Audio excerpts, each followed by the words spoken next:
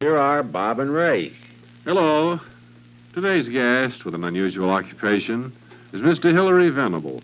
He's a tattoo artist down in the fashionable 3rd Street section of town. Welcome to our microphones, Mr. Venable. Well, I'm glad you invited me to your program today, Mr. Goulding. There's something I'd like to show you, and Well, you could keep your tools in that box, Mr. Venable. I'm not interested in having my... Oh, I'm not here to tattoo you, Mr. Goulding. The light's bad in here anyway. Fine. What was it you wanted to show me, Mr. I'd like Venable? you to see this sketch. It's one I intend to use in my work. What do you think of it? Well, it's interesting. Talent-wise, it certainly parallels the numerous paintings of clowns I've seen, but isn't it a departure for the tattoos most of us are familiar with? You mean the knives and hearts and that sort of stuff? Oh, and the occasional tombstones we see. Well, I like to feel that I've outgrown those things. And is the clown your first attempt in a more substantial kind of art? No, I did an impressionistic landscape on one of my subjects about 3 years ago, and I must say it set me afire. And what did the subject have to say about the impressionistic landscape that was tattooed on him? Oh, they don't much care. Then he didn't object.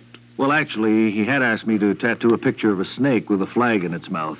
And that was quite different from the finished picture. Pretty different. When he saw it, he let me have it in the thumb with my own needle. Ooh. And he demanded that I tattoo him with an idea he had. And what was the idea, Mr. Venable? He asked me to tattoo a picture of a horse on his bicep. He had some notion that when he flexed his bicep, the horse would look as if it were running. And did it work out that way? Not exactly. When he flexed his muscle, the horse just seemed to grow larger.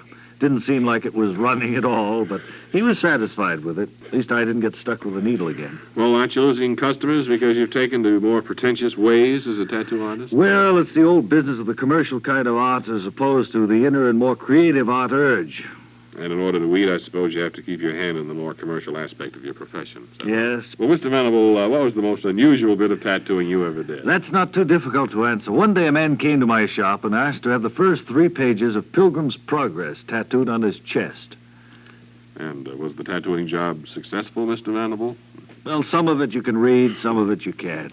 Well, pictures are better, aren't they? Picture tells us a story as well as anything. Well, thank you for being with us today, Mr. Venable, and I'm sure we'll be hearing about you soon in the mystical world of impressionistic art. And that was the artful Bob and Ray.